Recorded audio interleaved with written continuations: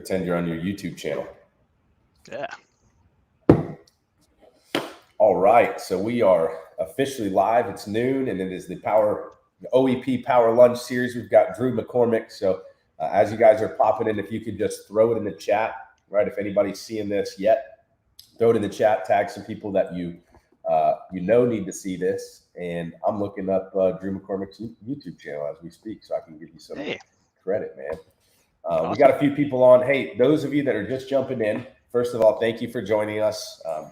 Obviously, when we spend time getting better, our situation or the things around us tend to get better. And that's what the goal is with this every Monday, Wednesday, and Friday. We're trying to get better. We're trying to learn and grow together. So if you could tag a few people in the comment section and let us know that you guys are here and watching. Also, if you are on Facebook, and Eric will probably drop it in the chat here in a moment, but if you're on Facebook, make sure, thank you, Patty. Yeah, the little one's so great. And we're just actually talking about that. I'll bring him in here in a moment. We'll introduce him. He did mention he wanted to share a few things as well. So we'll hear from my 3-day-old on how he plans to have a massive open enrollment. Thank you, Eric. So before you leave a comment, if you're on Facebook, you'll just grant StreamYard permission to see your name. So that way when you're commenting, so if Drew has a question, he asks the question in the chat, I'll be able to see, hey, it was Drew asking the question. So I want to go ahead and introduce Drew to you. Some of you guys may know who he is. Some of you guys may not. He's got an awesome YouTube channel with a bunch of value as well.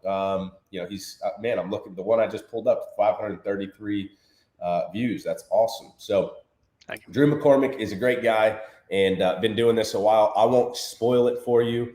I'll let him introduce himself and share a little bit about him. But without further ado, I want to introduce Drew McCormick, and also thank you, Drew, for coming on.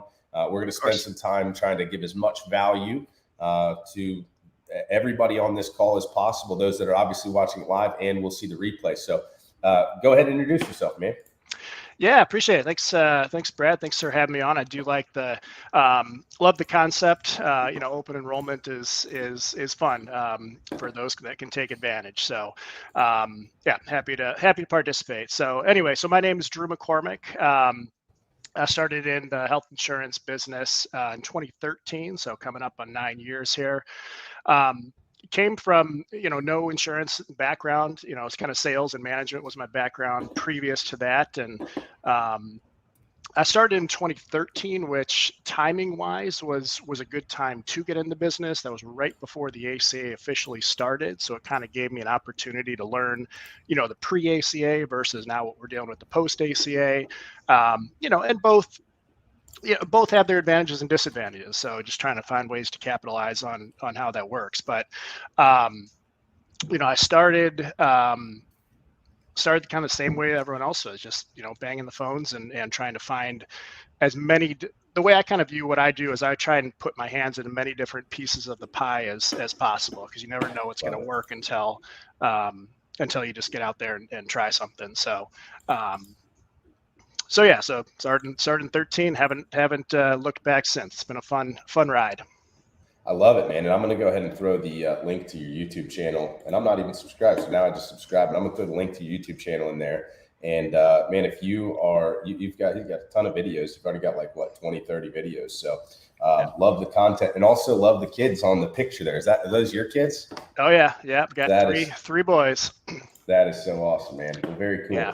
Why don't we jump into that real quick? I mean, tell us how the content, I know for me, I just did it starting out, just kind of, I don't really know why I did it, to be honest with you. I knew that content was going to be the future of marketing, and people don't really care how much you know until they know how much you care, right? And so I wanted to get that out there and provide as much free value as possible. And it's been great for me, but share what got you into that, because it looks like you've been doing it for about 3 years now. And that's long before me.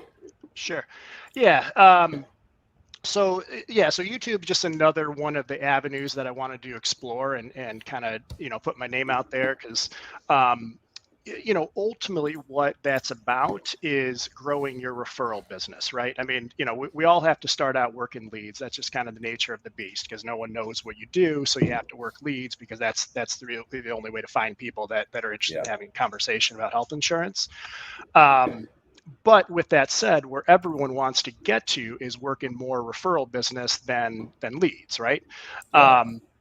So part of that is just finding other avenues to grow your referral business, and YouTube can be a great avenue to do that, because I get a few leads a month from my YouTube channel, but it's essentially the same as a referral, Yeah. because they've already watched a couple of my videos. They already kind of know and trust me, so I don't have to play any games of you know really any games. I just, hey, here's my recommendation, and they go on it based on the fact that they know and trust me for that, because they Yeah. watched a few of my videos. So It's like that's, cheating, isn't it? It's a little bit like cheating, man. It really is. yeah, I, it's, I love being able to send that video. Like if somebody has a specific question and you see it asked, or text you, and you have a video created that you can send yeah, off. Or on the other hand, if you're getting the same question from a lot of clients or a lot of agents, whatever kind of you're gearing your content towards, and it doesn't have to be on YouTube, guys. It could be yeah, Loom is a great tool. Like Loom, you yeah, can record your screen and you can yep, create libraries of videos that you could fire off to your agents or to your yep, clients to answer the frequently asked questions. Hey, you could even create a frequently asked questions folder in Loom and send that link to somebody to where they will always have access to it. So that's awesome, man. And that's exactly what my experience has been with just content in general, right? We're talking YouTube, but just content in general yep. is a great way to reach clients. And you can even do that through through your phone. You said you were a sales manager. Look, I still got my hospital badge here Hey, from the other day, visitor there you go. 10-6. Working Yep. from the home office, a little under the weather, actually. It's not good with a newborn, but we're doing what we can do to kind of, live life with a 3-day-old. We got a few hours of sleep last night, but hey, we're here. But where I was going with that is, you said you were a sales manager prior to health insurance, right? Mhm. So Yep. one of the things that I see in all avenues of sales, not just, whether they're selling some sort of digital marketing or selling some sort of, software or selling some sort of tech. I get a lot of salespeople that will take their phone like this and they'll say, "Hey, Brad, listen, man, I just wanted to follow up with you. I got you called the other day about the software or whatever it was. And I just wanted to touch base. When can we get a time to talk?" That's a great way to follow up with your client, where Yep. they begin to know you. They begin to hopefully like you and maybe trust you a little bit. So on the content topic, that is a great way to follow up with clients and just kind of popped up. But I want to jump back to, you said you started in 2008. Was that right? 2013. Oh, 2013. I thought okay, 2013. So what is that? 8. Oh, that's what I was thinking in my head. 8 years, right? Yeah. Yep. That's where the 8 come from. Yeah. So 8 years, obviously a whole lot of experience. Why don't you give us some of the highlights of the best decisions you made? Because you mentioned you had your hand in a lot of different things, right? Everything works a little, nothing works a lot. Yep. Why don't you give us some of the things that worked better than others and some of the massive failures? Because Sure. I know they were there. I've had massive failures. We all have, and so Yeah. let's see if we can't learn Yeah. from some of the mistakes and the wins.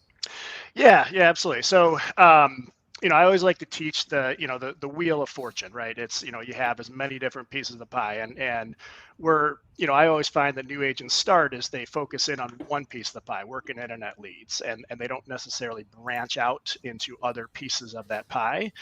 And while internet leads can be, some people, that's all they do, and that's all they do forever, and that's great. But I kind of wanted to find other avenues. So a few things I kind of did, and in some things, admittedly, I don't do any longer. But so networking groups, I've always had good success with. So there's a few national ones like BNI. If there's a BNI group, in your area, which there generally is, they're everywhere.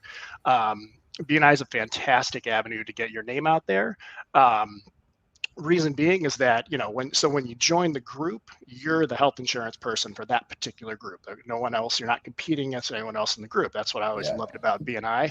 And it's a giver's gain philosophy, which, essentially is what we're doing here today, giver's gain. That's kind of, so I like the philosophy. So BNI, now I'm no longer a BNI member, but I was a BNI member for 5 or 6 years. And I still get referrals from people that I work with. I just, kind of get away from it because I was getting busy, but whatever. I'm still open to rejoining at some point. Walk and talks, I did a lot early on. That's another kind of piece of the pie. And I would do that essentially just as another way to get off the phone. So you'd make a couple hours of calls, haven't talked to anyone, you get some hangups, you get frustrated. All right, it's a beautiful day outside. I'm going to go walk around, stop into small businesses.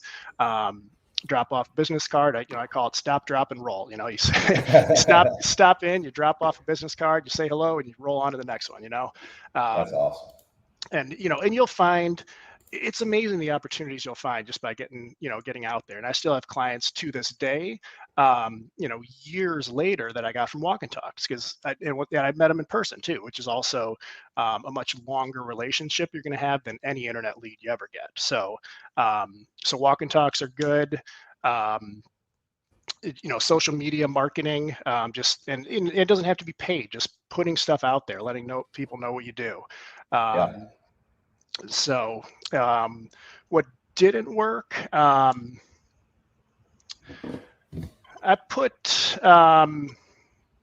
I started doing a newsletter, kind of really early on. It was also kind of really the beginning of ACA. I'm like, hey, I'm going to put out this monthly newsletter. I'm going to get all these leads from it.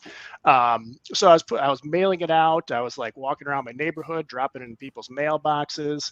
Thought it was this fantastic idea. I'd put it on put it on polls. I just kind of put these newsletters wherever I could think of, and wasted a lot of time, number one, writing the newsletter, and then kind of editing it, making it look professional, putting it all over town, and then nothing, not a single lead. So that didn't work. And at least it probably wasn't a super costly mistake, right? I do see, I see yard signs and things from time to time. I actually had a yard sign out a couple of years ago, picture of my wife and I, just figured, hey, maybe people driving by it will call. But in reality, if you think about it, and they will, right? Everything works a little, nothing works a lot. What I'm hoping that you get from this is that everything does work a little, but just don't invest your life savings into something hoping it'll work. Or, if you have the means to diversify and do all of these different things. But as Drew mentioned, free social media content is also a great resource as well. A lot of people don't realize that it is it's a consistency game, right? I was trying to use a word aside from numbers game, right? Because we hear that all the time, but it's a consistency game, right? You can't post a status one time and assume that it's going to work, right? It's more so constantly being in front of people. Constantly, we live in a world where man, you're scrolling and you might look at something for 2 seconds before you're on to the next. But if it's in front of people's face all the time, right, then that's where the real value is going to come from. So Carter, I want to move on to kind of preparing for open enrollment, but Carter mentioned, what was your go-to pitch walking into small businesses, right? Because that could be always kind of the daunting, what do I say when I do? Yep. And so, great question. And really it's, number one, it's being selective about what type of businesses you stop into. I'm not going to stop into every single business. If it's some big chain, I'm generally not going to stop in there because I'm going to talk to a manager that has no, decision to do anything. So you're not going to McDonald's? Yeah. Generally not. No. I mean, if you get a hold of the franchise owner, sure. I stopped into Subways and I found a good lead because they introduced me to the franchise owner. I met with him several times. Turned out he owned 50, Subway franchises. And I thought it was a fantastic lead. I got a couple meetings with this guy, but in the end, all he was really using me for is he wanted to find out how he could separate all of these franchises so he can get under 50 employees, so he did not have to offer insurance to them. I'm like, this is a waste of my time. I'm not in the business of coaching people how to get out of health insurance, right? So so being selective about what type of businesses you're going into, boutiques are good, auto shops, just any small business that that you can talk in and stop in and talk to the owner. And then from there, just, I'm not necessarily trying to selling anything at that particular moment. That pitch is never going to work. But you just say, Right. hey, you know what? I live here in the area. I just wanted to stop in, introduce myself. I specialize in working with self-employed individuals on their health insurance. I realize it's a chaotic mess. I'm here to help. Here's my card. If you need my help, let me know.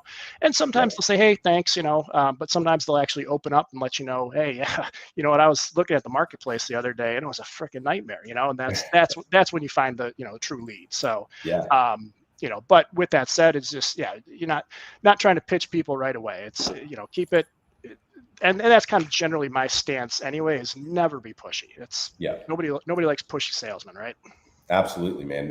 And try to, like, that's why I mentioned it's a giver's game. I took that from you, right? The giver's game. Just see if you can give some value in some sort of way to that business owner, to the employee even that's working there, right? Even if you just say, hey, down the road, and then make sure you follow up with that individual. So to kind of summarize, Carter, it's not necessarily so much about what you say, but more so how you say it, and the fact that, hey, you're just stopping by to let them know that you can help, and getting out there and into that numbers game. So, and also, I found I didn't do a whole lot of walk and talks, to be honest with you. 99% of my business has always been over the phone.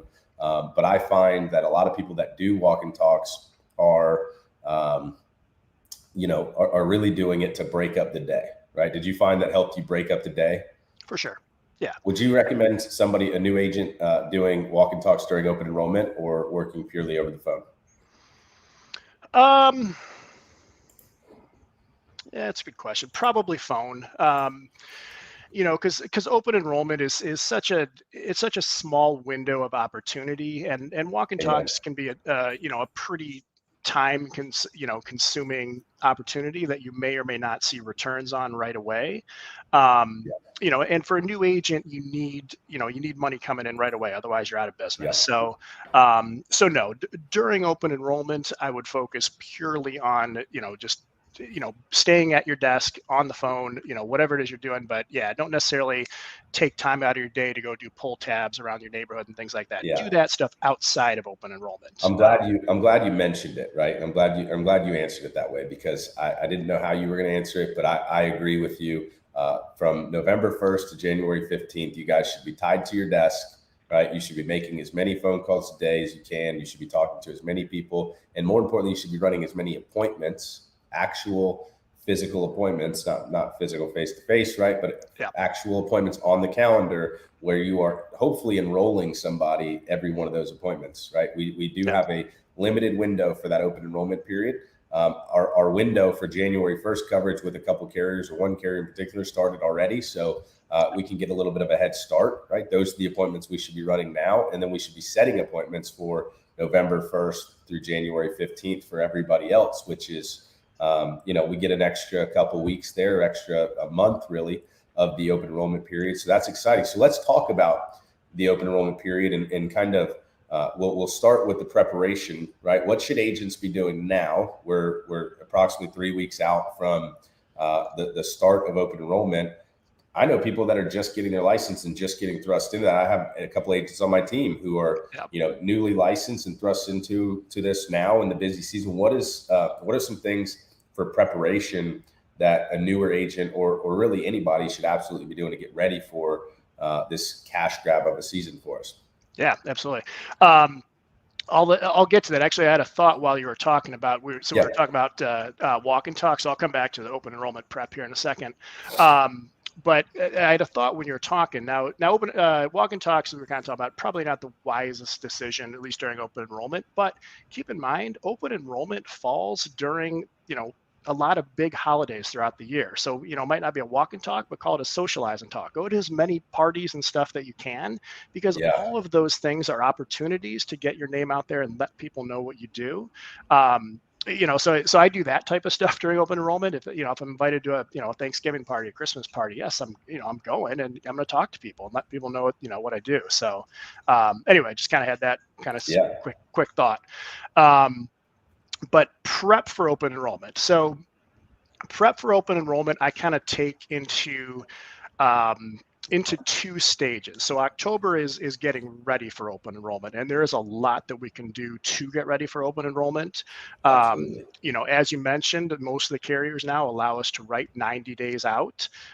So you can look at your book of business and see what you've got coming up here in the next 90 days and get it, you know, if you need to get short terms rewritten or whatever you need to do it now, you know, because you can knock out a lot of your kind of, you know, open enrollment busy work before open enrollment even starts. Amen. So that's huge. And then that allows you to really focus on new business, right? Like Absolutely. if you look at the next 90 days and look at every policy that's expiring or, you know, ending or, you know, whatever, or maybe needs to be reevaluated. If you look at all of those and you take the month of October and knock that out, that leaves the open enrollment period for majority or nothing but new business. Correct. Yep. I love that. Yeah, that's the same approach I've had, you know, because and especially as, you know, as you get more established in this business, you have to get more and more prep in, you know, ahead of time, just because, you know, your book of business continues to get larger and larger, which is a good problem to have. Absolutely. But it also can be frustrating because there's a lot to do, and once again, we have a limited time in order in which to accomplish it. So so getting ready for open enrollment is huge. And if you're just getting started and don't have a book of business, that's fine too. The way that you prep for open enrollment is by prospecting. Amen.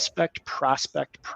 That's all you need to worry about. You don't have a book of business to kind of eat up your time and with busy work, but all you have to do is prospect. And if you can help them now, great. If you cannot, hey, I'm going to put you on my calendar for November 2nd, November 3rd, November 4th, whatever it is. Start filling up your calendar in November of people that you don't have to necessarily, you know, talk to, but you're enrolling them. You're signing 100%. People up.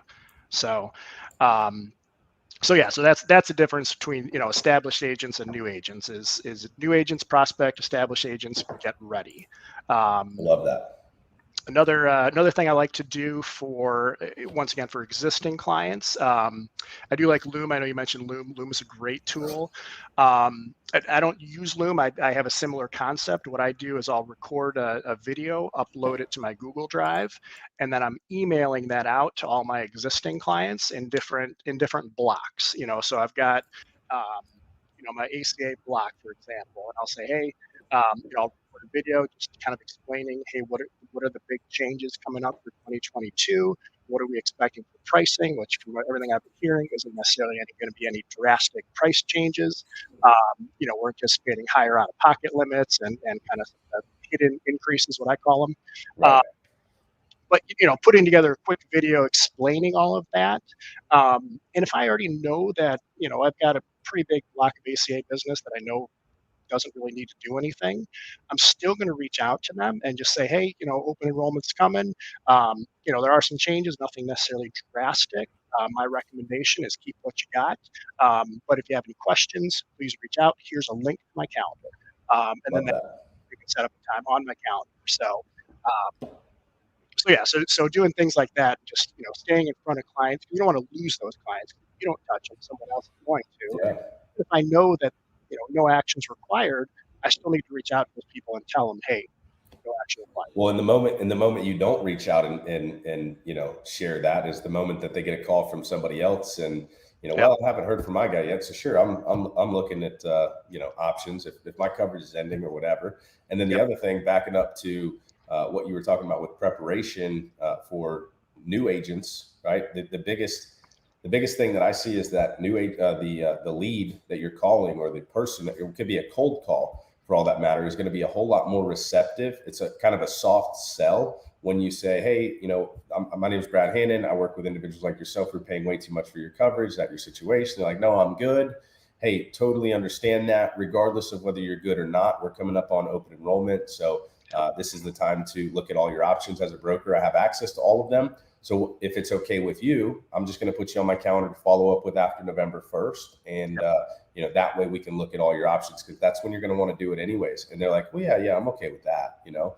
And now you're generating that activity is going to be, you know, future income, okay, sure. Guaranteed, not necessarily every single one, but it's going to give you, now you just generated yourself a lead that, you somebody else may be paying $30, $40, $50 for a similar type of lead. So utilizing this time now to really set yourself up for a huge open enrollment is it's extremely important, and the only real way that you will find that massive level of success. So once you're in open enrollment, so that's kind of preparation for open enrollment. And I like that Google Drive idea too.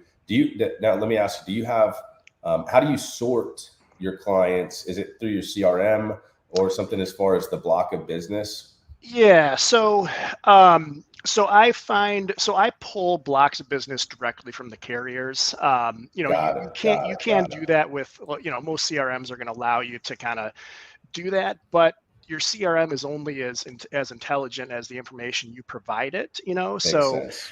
If you get people that change companies or cancel on you, CRM's not going to know that. So so most of the carriers will allow you to kind of sort the information you want to and export it to an Excel spreadsheet, because then I've got data that I can just copy and paste into emails or phone calls, whatever I'm doing. And some of them I'll just, if there's somebody I know I need to talk to, I'll copy and paste all of those, phone numbers, send it off to my virtual assistant, say, hey, reach out to these people, start putting them on my calendar. So, but once again, new agents probably don't have the money for, assistants and all that stuff, but you have time to do it. So, so it's, you exchange your time or your money.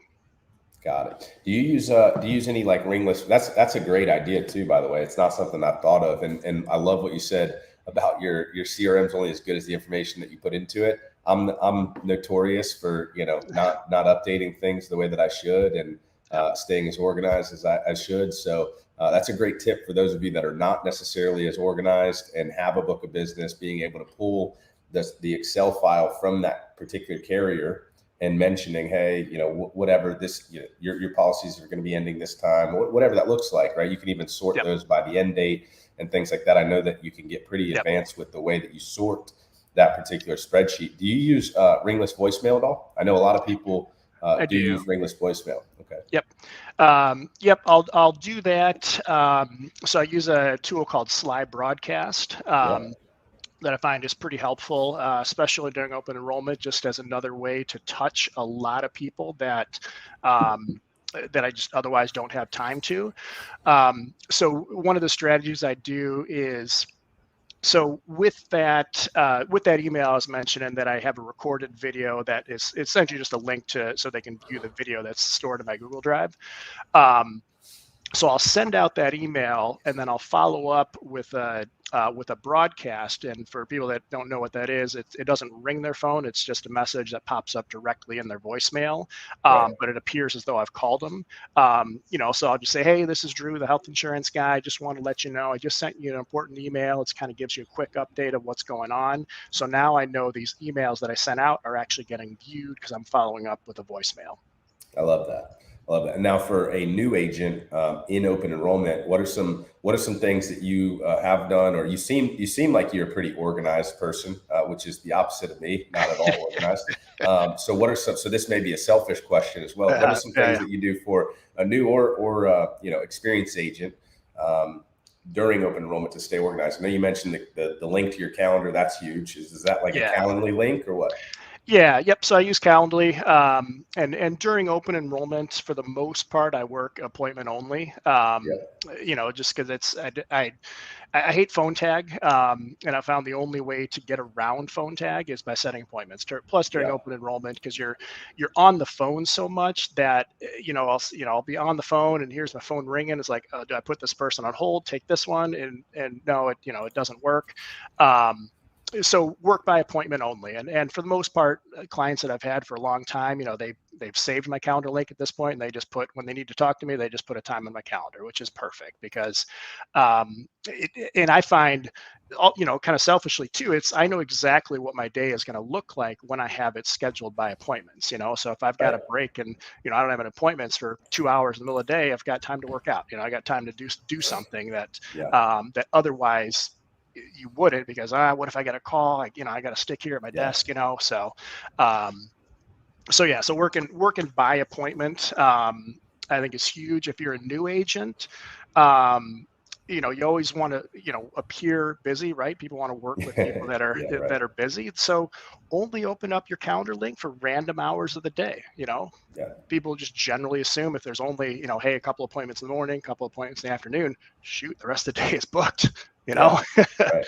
So if you're a new Even agent, if you're not using a Calendly and you're just talking to somebody and you're trying to schedule that appointment, just give them, hey, I've got a 1, 2, and a 3 o'clock tomorrow. Can you do 3:30? And if they're like, no, I can't do 3:30. Okay, I can do it before my 1. How about 11? Right. Yeah. But appearing as if you have appointments, right? Even if you're not using a Calendly link. I love the being able to use technology, but if you're new and you're like, man, don't want to add difficulty to it, you can still convey the same message, but over the phone. Yep. Yeah, no, it's I agree totally. All right, so let's talk products, because obviously during open enrollment, it's not a great. I actually instruct or coach or train my agents on putting off any life insurance sales, anything that's out of the that fits into that open enrollment period, right? Health insurance. We kind of put everything else on the back burner unless somebody's maybe doing Medicare and under 65. Obviously, you can do both. But even still, I really highly recommend a focus. What are some of the products, main products that you're going to be selling that you want to make sure that you're brushed up on? And if you're a new agent, need training on and things like that. And then, by the way, guys, those of you that are watching, appreciate if you tag people that need to see this. We're going to jump into a Q&A here in a moment. 8 years of experience from Mr. Drew McCormick, loads of production. Obviously has some great organizational skills and utilizes tech to his advantage. Hey, by the way, on the tech thing, the Google Drive video, those are your face is on that video, right? Correct. I love that. Yeah. So what I do is I put in the email, I have just like a play button, right? You receive those things that have a play button, so you click it, and all it's doing is just redirecting them to a video, and you can set up. Correct. Yeah. And so you can set up Google that only people that have that link can view that drive, because there's things I don't want to put on my YouTube channel that are very specific for my clients, right? So I'll put that on my Google Drive. If it's just kind of generic information, I'll put it up on YouTube.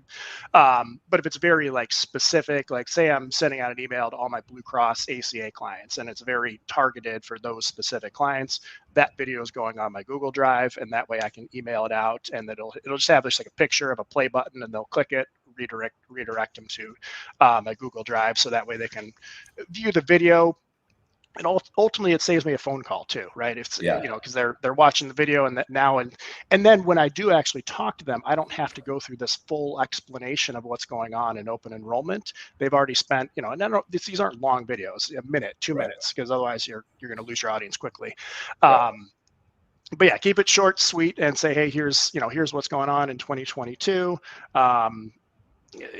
My recommendation is, the prices are going to change very little. The out-of-pockets are going to change. Copays are likely going to change. But with that said, my opinion, what you have is still the best. My recommendation is leave things alone. But if you got questions, reach out. So, Love it.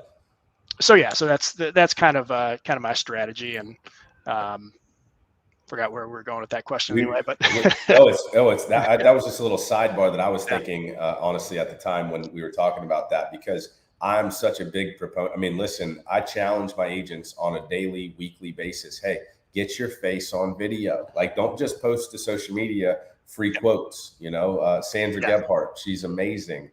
She says every time she sees an insurance agent post, message me for a free quote or something cheesy like that, an angel loses her wings. Like, literally, it's the lamest thing that everybody is doing, and you've got to set yourself apart in some way, shape, or form. And not a lot of people, some people are doing it, Drew's doing it, I'm doing it, but not a lot of people are putting themselves on video in front of their clients. And it's huge, guys. Like, if I'm going to send a video to my client right now and I'm saying, hey, this is Brad Hannon, your insurance agent, just wanted to check in with you, let you know that your renewal is coming up, or open enrollment is coming up, or we've got a new product in your area. I wanted to personally reach out to you, and they're seeing my face, right? They're connecting with me. You're developing a lot more of a relationship. So I don't want to, that is massive, like much more than words on, words on a form or whatever you're posting, a silly GIF or image or whatever with like a stock photo of a family saying protect your loved ones, or these corny things that everyone's doing, right? You look at like Progressive and Flow, or you look at like all of it has nothing to do with insurance, but it stands out and it's unique. Sure. And you need to be unique as well. And the way you do that is using your own personality and things. But here's where we're going with it. And Samantha so kindly was able to keep us on track. She said, new agent here, what are the main products that we sell for open enrollment that I should make sure I know lots about? I feel like I need to learn more to fully provide the best plan. It's a great question, Samantha. Thank you so much for tuning in, and thank you for the question. Yep, good question. That is where we were going. We kind of that is where we're going. Distracted, but really you need to have, so my strategy is I want to have at least one ACA carrier that I'm appointed in each state that I do business. In many states it's more than one, but I really want to have at least one that I'm appointed with. And even if I'm not appointed, I'll still do business with them because it's ultimately going to benefit my client, and and I'll still salvage something out of the deal, whether it be a accident plan or a dental plan or critical illness plan. There's always opportunity there, and if you just pass it along, you're really missing the boat. So you want to have at least one ACA carrier in each state that you're doing business in. You want to have a good short-term plan, at least in the states that that allow it. You're going to run into some issues in some states. Illinois and Michigan, off the top of my head, are two that can be a bit more challenging, but they're not alone. There's several states out there that you're going to run into issues. Virginia is another one. The West Coast, So short-term plans in the states that you can sell them are a good option. You want to be familiar with. I would recommend zeroing in on one indemnity plan that you like. You don't need to learn them all, but learn one that you like and learn it kind of inside and out. Read the brochure. Don't waste your time learning multiple ones. You're going to get confused and you'll forget what you learned from one plan, but. So narrow in on one that you like and you can get familiar with, and use it. Really use it in two ways. So in my perfect kind of ACA bundle or open enrollment bundle, in most cases is going to be an ACA plan, and then I'll bundle in an indemnity plan, hopefully an accident plan, critical illness plan, dental plan. That's kind of my my super open enrollment bundle. That's a bundle for sure. Yeah. I just had one the other day, and this is before open enrollment even begins, but it kind of gets my wheels spinning. Like this is, it's going to be fun. So they had an ACA HMO plan, so they're state based, which is you're going to run into in most places across the country. So point out the issues with the ACA, and don't dance around it. Say here's what sucks about this plan. As soon as you leave the state, you're on your own. Unless it's a life or limb emergency, you are on your own. So that's why we're going to bundle this with a PPO supplement, is the way I refer to it in a lot of cases. Now you do have a nationwide PPO that you can travel with anywhere in the country. And we're going to use that to plug in some of the holes, or address many of the holes in your ACA plan as we possibly can. That's huge. And let me just take that a step further, simplifying it. If what Drew mentioned about having an ACA carrier in every state is huge, but even if you don't, right, at this point in time, you still have some time to get some of that stuff sorted out. But even if you don't, you can use Health Sherpa as a great tool, right?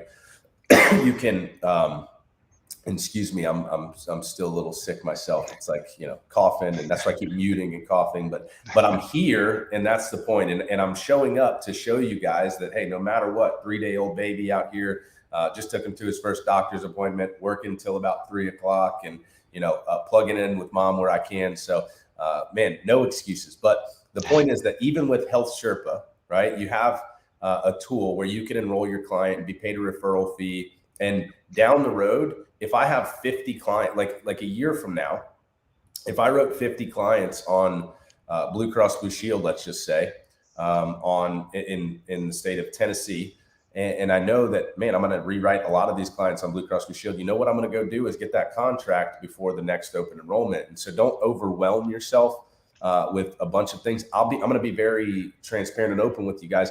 I made $110,000 net my first year selling health insurance as a broker, right? Having all of these different options.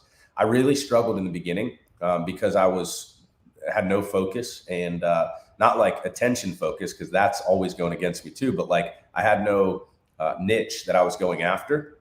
I thought that I could literally write anybody and everybody because, hey, I'm a broker. I have access to all the products.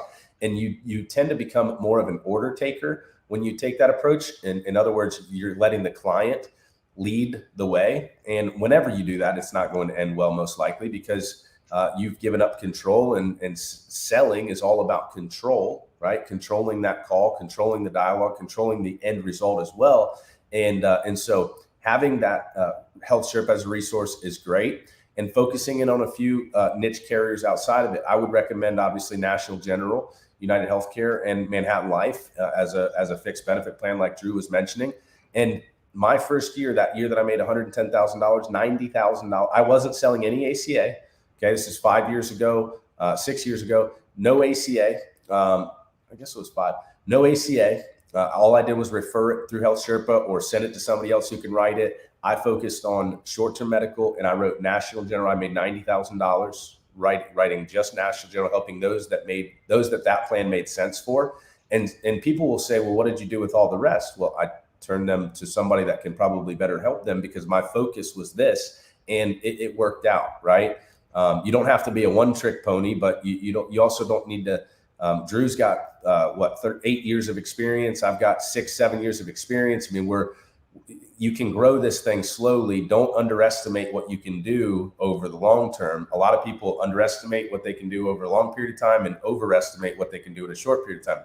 Hey guys, we're 3 weeks out from open enrollment. If you're not familiar with a lot of products, or you're only familiar with a few products, focus in on those few products and make the most of open enrollment so that you can stay in this game long enough to figure out the rest, right? That's my thing. Is I always tell agents, hey, try to keep your head above water for as long as you can, because eventually this thing clicks and boom, off to the races, right? Sometimes it clicks faster for others than some. So we're going to switch to a little Q&A here, where you guys, speaking of control, you guys take control. You can ask us what questions you might have. I see we've got a couple of questions rolling in. Thanks, B. Donovan. Appreciate that. Let's throw this up on the screen and let's see. So on that topic we were just on, Donovan says, what are some pros and cons with ACA versus non-exchange plans? Okay. And I'm going to actually ask you to clarify that a little bit, Donovan. Are we talking about non-exchange plans like they're an ACA plan but just off exchange, or are we talking about a private non-ACA option, which is what I'm assuming you're probably saying? And I'll go ahead and kick that one to you, Drew, for now. And Donovan, if you can just clarify, are you saying off exchange or are you saying non-ACA? And you can answer it both ways there, Drew. Sure. Yeah, I'm gonna take it as I assume he's referring to like a non-ACA plan, and that's right. And that's kind of and I try and keep it simple with my clients, because I do explain, hey, we've got two options for insurance. We've got our ACA, which is our healthcare.gov plans, and we've got our non-ACA that are. And he did say non-ACA, so he clarified for us. Yep. So I kind of figured that. So really, so before I even get into products, I'm trying to figure out, number one, it's possible that they might not even be a candidate for a non-ACA plan, in which case I'm not even going to talk about that direction, because it makes people feel bad about their health or their income, or whatever it is that, I've got cancer and now I can't get this plan. So you want to know which direction you're going, or if you know that they're a candidate for both, then let them know, hey, we've got two directions. But if I know that they're not a candidate for a private plan or a non-ACA plan, I'm not even going that direction. So I guess to answer your question, you have to ask enough questions up front to really understand that. So because if we're looking at a non-ACA plan, doesn't matter which company or which plan, there's always going to be, number one, a qualification in most cases, unless it's guaranteed issue, but those are going to be limited anyway. So they're going to have to get through qualification. They can't have cancer, heart attack, stroke, diabetes, HIV, AIDS, all of those things. But there's always going to be a restriction or a waiting period for pre-existing conditions. So anything they've had diagnosed, treated, or medicated prior to the plan starting will not be covered. So now some of that is, more severe than others. And, if I find out they have, high blood pressure and they take some blood pressure meds, that's, yes, it's pre-existing, but it's not necessarily going to be a big enough red flag that I'm going to cross off the non-ACA plan. So, and then you have to be upfront to say, hey, all of the non-ACA plans, once again, just kind of a general statement, are not going to cover pre-existing conditions. They're not going to cover pregnancies. They're not going to cover fertility treatments. They're not going to cover your mental health. They will have some preventative benefits, but not full preventative care like you get on the ACA plans. But in exchange, you're going to get two main advantages. One is you're going to get a significantly better price, and two is you're going to get a significantly better network of doctors. And that's, and that's the difference. So, but with that said, I'm not in the business of making up people's minds. I present options and let my clients make 100%. Up their minds. So I love that. I was talking to an agent yesterday, actually, and a captive agent, and they said, well, what do you do about, pre-existing, how do you get behind these plans that don't cover pre-existing, or how do you get behind this or that? And it's like, at the end of the day, I'm a consultant, and I'm going to let them know the options, and they're going to make the best decision. Right. And obviously we talked about sales being all about control. And so there's a way that you can kind of consult, right, and take a non-biased approach. And you're doing that by giving all the information, but then you can also share your opinion, right? So what I'm going to do is I'm going to give you all the information. Step one, I'm going to share my opinion. Okay. I think now that you have all the information, I personally think that this is the best option for you, but what do you think? Right. So now you're auto-suggesting, you're suggesting the plan that you think is best for them. And because you did the due diligence of giving them all of the information, now you probably have gotten some trust and some buy-in from them. So I'm not sure who this was. I can find out here in a minute. But somebody said, when a client receives a big subsidy on the marketplace, how do you still protect the holes in the plan while trying to keep their premium low? I love that question, because that is great question. Yep. That is probably what people run into more than anything. And Drew, I'll let you shine some light on that first.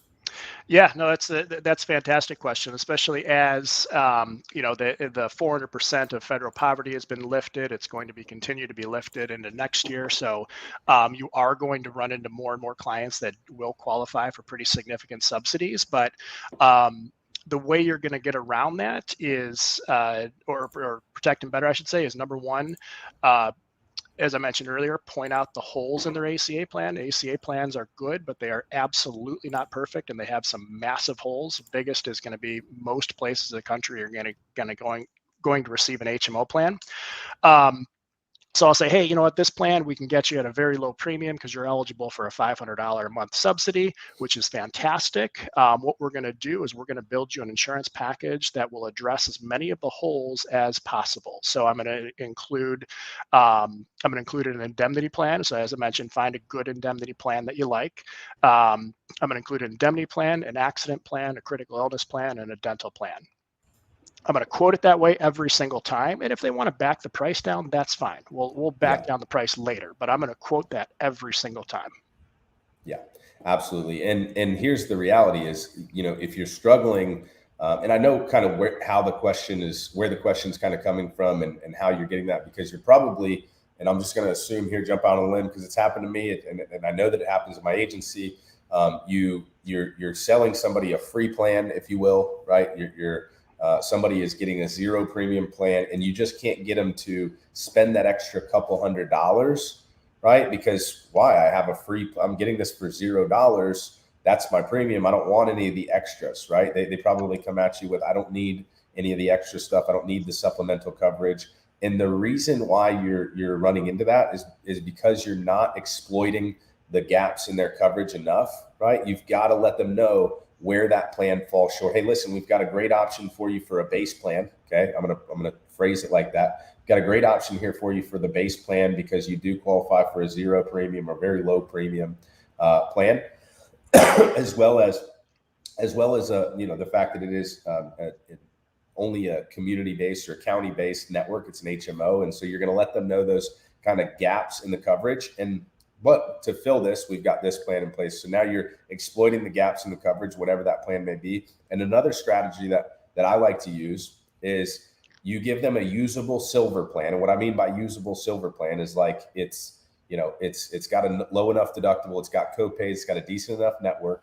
You give them a usable silver plan next to a bronze plan plus a fixed benefit, a zero premium bronze plan plus a fixed benefit plan plus dental and vision and whatever. And you'll be surprised, oftentimes that silver plan is either slightly more expensive, a lot more expensive, or slightly less expensive. But now you can really show the true value. Hey, well, if you're only showing that zero premium plan and not next to the silver plan that's more usable, you've got them convinced that, hey, that zero premium plan is plenty enough for me. So love that question. And I would advise anytime possible, show them the bronze plan that's zero premium along with the supplements next to a silver plan that may be a little bit more usable and actually something that makes sense for them. Because at the end of the day, it's a win-win. If your client is protected, and we talked about it the other day with Joe Crivolo, it's a client acquisition game, right? If your client is well protected, whether they went with a silver plan, okay, that gives them a decent network, gives them decent coverage, or the bronze plan with the supplements that maybe made you more money in the short term, or it would have definitely made you more money in the short term. Either way, they're well protected and they're going to stay a client for a while. And now you're focusing more on client acquisition, as Drew talked about. Your book grows larger and larger and larger. You got more to take care of, and that's a great problem to have. And that's the problem that you want to create for yourself, because then you bring in an employee, or you bring in an assistant, and so on and so forth. Yeah, and part of that too is also assigning the proper budget up front is another way you can kind of get around that, because it is very rare that you're going to talk to someone and expect insurance for zero. I mean, certainly it'll happen because they've talked to a neighbor, they got their plan for zero, but ultimately people expect to spend something. Most people don't expect to get something for nothing. So if you figure out that budget ahead of time, and a lot of times people either will be reluctant or they won't share that budget with you, and that's fine too, because now I'm going to create the budget for them. I'll say, hey, we can get you a good plan for about $200 a month. We can get you a better plan for about $400 a month, or we can get you a really, really great plan for about $600 a month. Which one would you like?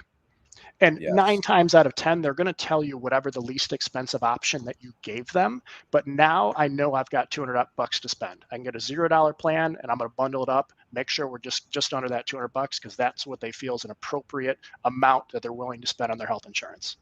Yes, I love that. And then you're not wasting your time either, right? Yep. So, Drew, I'm gonna pass it to you for a moment. If you want to share any closing thoughts, I don't know if anybody has any other questions, you can drop it. I'm gonna go grab someone very special that wanted to share something, and I'll be right back. Awesome. I'll kind of close it out. We're excited to see Brad's baby, and congratulations to Brad and his wife as well. And other than that, get excited. These last 3 months of the year, and we'll see how much continues on into January. But January ordinarily is the people that missed open enrollment, but this year we'll see if that's a little bit different, because they can still sign up. But the last 3 months of the year can be busy. If you make it busy, and I think setting the proper expectations is also important. We have, I generally do find that a lot of new agents think that you're just going to walk into open enrollment and people are just going to find you left and right, and they're just going to be signing people up like crazy, which can happen, but it's unlikely unless you've prospected and talked to people ahead of time. So that way you're already prepped. So in closing, my recommendation is prepare for open enrollment, and now is the time. I appreciate that, Drew. That's great. And Bowden wanted to say hi. This is Bowden Ford. He is 3 days old now. So everybody say hi to Bowden. Nice. But yes, Drew made a great point there, talking about preparation. I find so many agents will there's so much hype surrounding open enrollment that their expectation gets to be up here, and they didn't prepare, they didn't take action, they didn't And then they look at it like, well, everybody hypes up open enrollment, but it really wasn't all that different. Well, guess what, guys? Your clients aren't excited about it. You've got to be, right? Your clients aren't. It's not going to. People aren't going to be calling you like, "Hey, I heard it's open enrollment. I'm ready to sign up." Right? So, absolutely, absolutely, absolutely, make sure that you are taking the proper preparation. You're putting in the action and all of that good stuff. But again, it's great to have you guys on, and we'll be doing this again on Monday. I appreciate everybody that jumped in. If you're catching the replay, we do this every Monday, Wednesday, and Friday at noon Eastern. And thanks a lot, Drew. I did post his link to his YouTube channel in the comments. How else do they find you, Drew, on social media, things like that? If anybody wants to reach out. Yep. If you check, I've got Facebook, YouTube, LinkedIn, Twitter. If you search Drew McCormick, you'll find a lot, and you're happy to take a look at what I've got and mimic it. Don't copy word for word, but if you want to mimic it, go right ahead. Awesome. Well, thank you so much, Drew, and thank you everybody again. We will see you on Monday. Happy Friday.